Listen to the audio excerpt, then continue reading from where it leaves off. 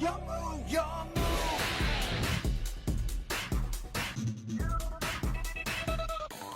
What's up guys, it's Roguetail here and welcome to another amazing video on the channel. So for today, I think it's time we talk about Battlin boxers.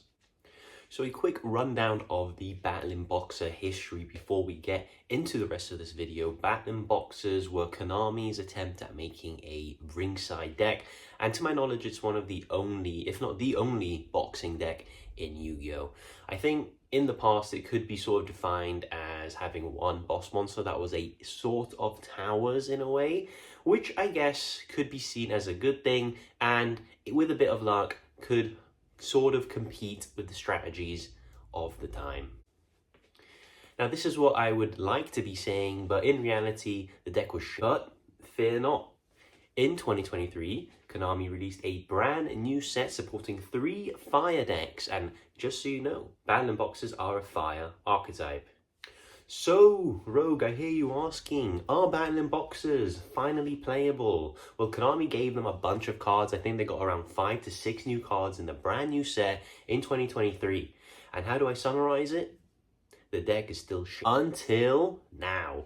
In the words of everyone's favorite boxing coach, there is no tomorrow. Make sure you stick around and that you see this deck profile. And don't worry, the boxing puns shall continue. But before we get there, make sure if you do enjoy this type of content that you do leave a like and subscribe down below. Also make sure you leave a comment. What is your favorite Yu-Gi-Oh card? We're leaving it pretty simple this video. And also shout out to the Wellington Boxing Front, which is the place where I box at and hence why I got the t-shirt on.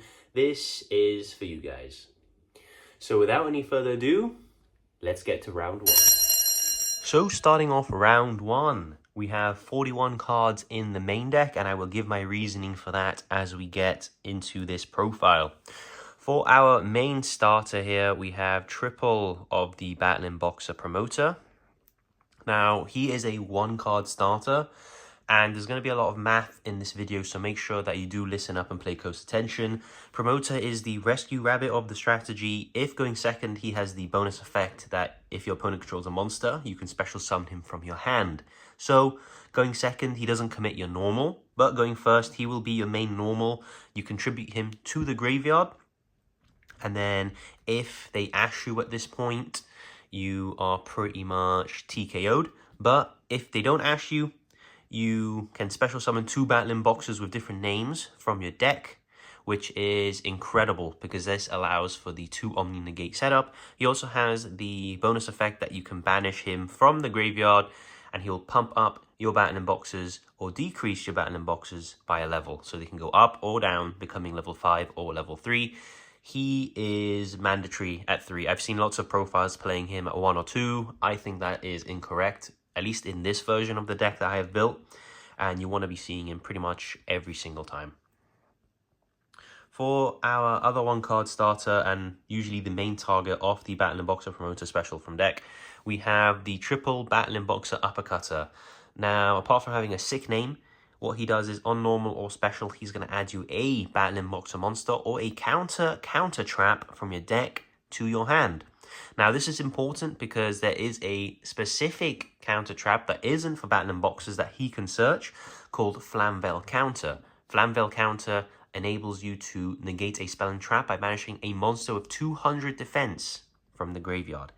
And it just so happens to be that he has 200 defense. So I think Konami knew what they were doing with this card's design. And he also has the bonus effect that if he is sent to the graveyard by card effect, so detached doesn't count, but detached for effect does, which our new Battlin Boxer Xyz monster does do, he will trigger and he can either special summon a Battlin Boxer monster from the graveyard or reset a counter trap from the graveyard to your field. So absolutely incredible. He can also be a 1-card starter. You can summon him, search an extender, special the extender, and make the new Xyz, and that gets you a 1 Omni Negate. Well, I say Omni Negate, 1 Monster Negate counter trap. So I count him as a starter alongside Promoter. So that's 6 starters. We play the 1 Reinforcement of the Army, obviously, because they are level 4 all warriors. And the 1 Small World. Now, the reasoning behind Small World is that we can bridge either our Effect Veiler All Drone and Lockbirds into Ash Blossom, and then Ash Blossom will bridge us into any Battlin Boxer, so it is a starter as well. Reasoning I'm not playing multiple Small Worlds is because I feel in a deck like this, you really got to work the numbers. So I'm going to give you a quick percentage of opening combo. In the 41 card deck, we have a 69.2% chance of opening our 1 card starters, being these 8 cards right here. So opening multiple Small World isn't gonna be beneficial for that. Yes, it would increase the consistency, I guess, but it will also mean that we could draw multiple Small World and we can brick as well. So I feel 69.2% is a decent number. I'm pretty happy with that. This is, of course, not counting Prosperity, which I'll get into the percentages of a bit later. So starters, 69%, 69.2% chance that we open these, and this allows us to do our combo. So that is the first part of the deck explained. I'm going to continue now to our extenders. We have triple of the Battlin Boxer Chief Second. He is going to enable us to get a extra normal summon during the main phase, which is fantastic. So usually off the promoter, we summon Uppercutter and Chief Second, 2 bodies, and then if we have another Battlin Boxer in hand, we can normal summon it as well because of our extra normal. And he also has the bonus effect that when your opponent's monster declares an attack and you control a warrior or fire, you special summon this card and banish that monster till the end phase. It doesn't target, so it's good protection in that sense as well. We also have probably the best extender in the deck, triple of the Battlin Boxer Sparrer. He just special summons from your hand. If you control a Battlin Boxer, you cannot conduct your battle phase for the rest of the turn. So that means that going first, he's absolutely free. Going second, you can go battle phase first, attack, and then special summon him, and then, you know, it's going to skip a battle phase that you've already used, essentially. So that's pretty cool. He is not once per turn either, so very useful if you open multiple. And if you open Uppercutter, you want to do the full combo, in terms of you don't have access to promoter, you're going to normal Uppercutter, search for Sparrer, special Sparrer, overlay both into the new XCs, and the new XCs are going to search your counter trap. And that is essentially the full combo. It's also under Nibiru as well. For the one-offs, we have the 1 Battlin Boxer Shadow, because he is very useful to search if you want a extra body or if you want to push for damage. He just detaches a material from a Xyz monster or Battlin Boxer Xyz monster and special summons himself. We also have the 1 Battlin Boxer Glass Draw. If you don't have any other Battlin Boxer in hand when you do your promoter combo line, you will just special the Glass Draw, and then on detach, because it's for cost, it is sent to the graveyard via card effect. He's going to add you back the promoter to your hand, so he recycles your combo. That is it for the monsters. I don't play the switch hitter because I just play the spell instead. I think in most scenarios you're going to want to be normal summoning the Uppercutter or the promoter, so I don't really have the space for the switch hitter, although you can just cut the spell like that I'm playing and play that instead. For the spell, we have the 1 Battlin Boxer Spirits. I play the spell. I feel like a monster's easier to interrupt. It can be imperm veilered, whereas a spell can't, so that's why I play it. They're both searchable, so it doesn't really, I guess it's preference in that regard, and this just helps when you want to sort of go for game or you want to re-establish a board. We have the 1 Battlin Boxer Cross Counter. So this is the brand new support card alongside the promoter, Uppercutter, and Chief Second. This is going to allow you to negate a monster effect and destroy it by destroying a Battlin Boxer monster or number Xyz monster that you control. And it's going to then special summon a different Battlin Boxer Xyz monster from your extra deck to the field. So an insane card, and it does a lot for the deck. I also like the reference as well. We have, I think this is Lionheart with one of the Battlin Boxer monsters. I think this was a scene in the anime. So really cool reference there as well, and it does a lot for the deck. And we have, of course, the 1 Flamvel counter, as mentioned before. When a spell or trap card is activated, you banish a fire monster with 200 defense from the graveyard, negate the activation, and destroy that card. So these 2 counter traps are sort of what I've built the Battlin Boxer part of the deck around. The entire point is that we do get C Promoter. We grab both these counter traps and we play under Nibiru in that regard, because we'll end on 4 summons, and with 2 counter traps in hand, you can then set them. And we have a monster negate and a spell and trap negate. And I think for the Battlin Boxers, for what they can do, I think this is pretty alright, to be honest. Remember, the deck is like a £20 deck core. There's only so much you can do with it. But I feel this is a pretty good build at the moment. It's a shame that with Promoter, it locks you for the whole turn of special summoning. If they made it, you can only special for the rest of the turn. That would be nice. That means you could play different engines like Fenrir, or perhaps even like a Brave package. I don't know if a Brave package would work, but you know what I mean. We could play different engines like Fenrir, and that would be fantastic. I feel like most builds that do play him at 1 just want to play the Fenrir, but I would rather just stick to engine and just see the counter traps, and sort of hopefully that is enough against the opponent. So 69.2% chance of seeing one of the starters, which leads to the 2 or 1 counter traps. For the second part of the deck, for round 2, we have the hand traps. So we do play D-Shifter. I feel like D-Shifter is a must-play this format. We can play with it. It does hinder our combo a little bit in terms of we can't grab the follow-up. But if our opponent can't play on the Shifter either, I think that is a very, very good sort of trade there. So 3 Shifter, 3 Ash Blossom. Ash is just generically good against Branded and lots of other decks like the Snake Eyes if you hit the 1-for-1. We have triple Effect Veiler. This has anti-synergy with the Dimension Shifter. I do know that, but this also counts as our bridge for Small World. And if we open multiple, it is not once per turn. So I feel like that is reason enough to play it. We also play the triple, when I find it here, triple of the Infinite Impermanence. This is just Veiler, but with less drawbacks. Veiler triggers, thrust, tactics, can be call-byed. Infinite Impermanence cannot, and it's also very good as your 6th draw. It trades 1-for-1 really well. And for our last hand traps here, we have double Drone and Lockbird. Because, again, Drone Light Shifter is very hard to play against. And that is 14 hand traps in the main deck in a 41-card deck. That means we have, I believe, a 89.2% chance of drawing at least 1 hand trap going first or second, and around a 55.3% chance of drawing 2 in our opening hand going first or second. So yeah, that's pretty nice. So I think you guys can sort of see the theme I'm going for. It's we want to do full combo. We want to establish our 2 counter traps, and then we want our hand traps to sort of do the rest of the work for us and enable the Battlin boxes to then push for game in the next turn. So that is the whole premise of the monsters. And now let's get on to the supporting spells and traps. So on to round 3. The spells in the deck and the trap, I guess. We have triple Pot of Prosperity. Now, we have a very free extra deck, so this means that we can usually always dig for 6 with Pot of Prosperity, and this increases consistency quite a lot. We obviously have a 33% chance, a bit less, maybe like 32.8% chance of drawing Pot of Prosperity in our opening hand, since we are a 41 card deck.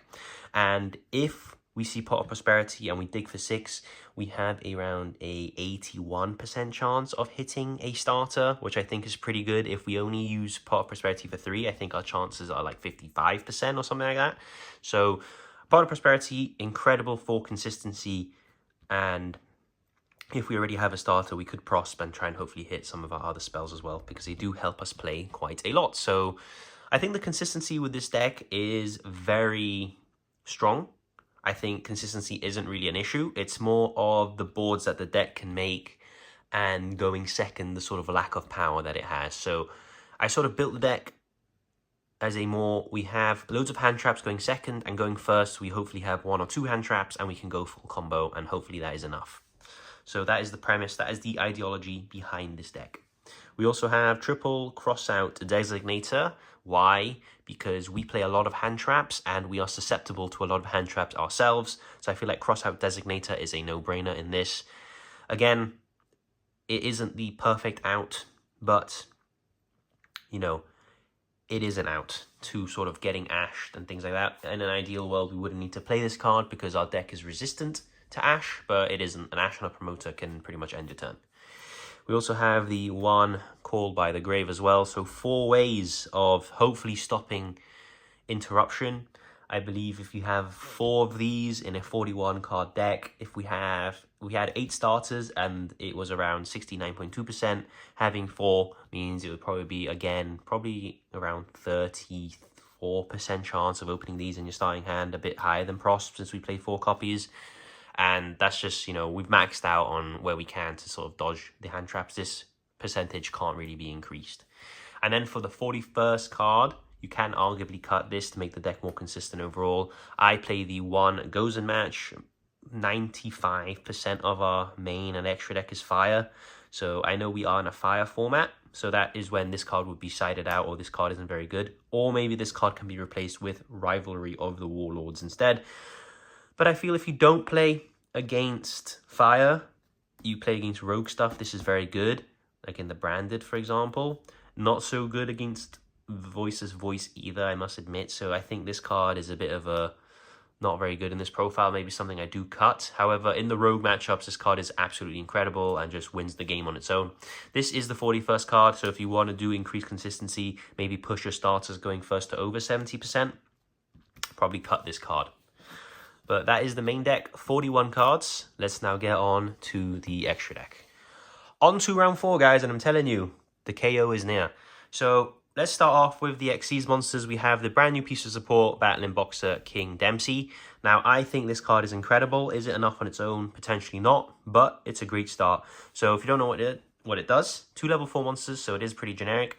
If this card is special summoned, so not Xyz summoned, so reborns from the graveyard are free game, it will take a level 4 lower Fire Warrior monster or a Battlin Boxer spell trap, add it to your hand, or send it to the graveyard. Sending it to the graveyard, you will 99% of the time just be sending a Glassjaw, as Glassjaw has the ability to pick up a card from the graveyard back to your hand. But usually with this card going first, you're going to be picking up the Battlin Boxer counter trap. He also has the second effect, which detaches for effect, by the way, not for cost. So it does trigger your Glassjaw, for example. You can use his effect, and on a quick effect, your opponent can target Battlin Boxer monsters you control with card effects for the rest of the turn. So that's pretty nice as well. On to another piece of support. We have number C79. I find this card frustrating. I really do. I don't know why it is so difficult to make. Why is it 3 level 5s? Why couldn't it be 2 level 5s? Why does it have to detach 2 materials? That type of thing. So if you don't know what it does, is it gains 200 attack for each material attached to it. So it comes out already at 3/2, which is pretty nice. And then once per turn, when your opponent would special summon a monster, detach 2 materials, negate the summon, and destroy the monster. Now, that seems very good until you realize it only stops inherent special summons. So Fenrir's, it can stop synchro summons, Xyz's, that type of thing. It won't be able to stop spells or traps that special summon. It's a bit like Solemn Strike. So annoying, frustrating that it has to detach 2 materials. I don't know why Konami thought that. They should just let you detach 1 so you can at least use it twice if you make it. Because once you use it once, that's it. I think detaching 1 material would have made this card a lot better. And I know they detach 2 because they really want you to sort of rank it up, but the rank ups aren't competitively viable, the rank up spells I'm referring to. So yeah, he's a bit frustrating, but he can come up sometimes and he's all right. We have the normal number 79. So this is the guy that turned into this guy with a rank up spell, but we don't play the rank up spells. He is mostly just Zeus Turbo. You make him with 2 level 4s. He gains 100 attack for each material. Once per turn during the main phase, attach a Battlin Boxer from your hand or graveyard to this card. So basically, comes out with 2, goes up to 3, attack, make Zeus with 4 materials for 2 seconds, which is pretty nice. If they destroy him by card effect, he can soul charge for as many materials of level 4 lower Battlin Boxers as he had. So if he had 3 materials, he's going to soul charge 4 level 4 lower Battlin Boxers from the graveyard, but that effect doesn't really ever come up. We have one of the OGs, Battlin Boxer Lead Yoke, or Lead Yoke, shout out to Mark. I still don't know how to pronounce this card properly. He is the OG, one of the better ones, I guess, from the old times, and sort of the whole reason the Battlin Boxers were played. You make him usually off the counter trap, since the counter trap can special summon 1 and attach itself as material. You make a Lead Yoke, and then you have sort of that destruction protection, like a Dengisu, and he gains 800 attacks, so you can go up to 3k. So, kind of nice, and he's alright. I feel like the deck needs a bit more. I feel like the Xyz's are a bit lacking. However, it is what it is, and we're trying to make it work. I also play one number 105. This rarely comes up. 3 level 4 monsters, but it has cool shenanigans you can do in the battle phase. So if you don't know what it does, once per chain, so that's pretty nice. During the battle step, if a Battlin Boxer monster battles an opponent's monster, you detach material, you negate the effects of the opponent's monster, and your monster cannot be destroyed by battle. Also, they take the damage. So that's pretty cool. If they have a huge monster, you can ram loads of little Battlin Boxers into that monster, and then they will take the damage, and hopefully that is enough to cheese a game or two. So I feel like it's worth playing for that specific reason. So that is the generic, well, not the generic, the Battlin Boxer Xyz monsters. Let's now get onto the generic side. We have, obviously, one Zeus. This is a Xyz deck. There's no reason to never not play Zeus. We have the one anti-Zeus. This is frustrating because I wanted to make the deck as budget as possible, hence why there's no SP Little Knight. However, I feel like this card comes up way too much to not play it, and I know this card is around £20-25 alone, so this card is worth more than the Battlin Boxer core itself. However, in an Xyz deck, I feel like you need to sort of play both because they're mandatory. We have the one gigantic champion Sargas and the one Spriggan's Merrymaker. This comes up sometimes. I feel like it's a bit win more and it does play into Nib. However, if you open a really good hand, you can make Dempsey with a Merrymaker, which then ranks up to a Sargas by itself. And then obviously the Dempsey is a quick effect detach, which triggers your Sargas to either blow up a card or return it to the hand. And they're both fires, so if you had goes in that hand theoretically as well, you wouldn't be locked into anything. You'd just be controlling fires. So yeah, it comes up. I feel like most of the time I make this go into Sargas and then go into Zeus. I feel like that's an easier way of getting to Zeus most of the time because it's a lot bigger than your number 79. But, you know, it's all right. It has that potential utility, which is why I play it. For the generic, more generic stuff that isn't fire, one Tornado Dragon. This is good into Centurion because you can hit the field spell. This is decent-ish against Labyrinth and decent against other decks, so why not play it? We have the one Abyss Dweller, Blowout against Graveyard-reliant decks. Just say no. Probably prioritize this over any of your Battlin Boxes, to be honest. If you get Battlin Boxer locked, you obviously can't make Dweller.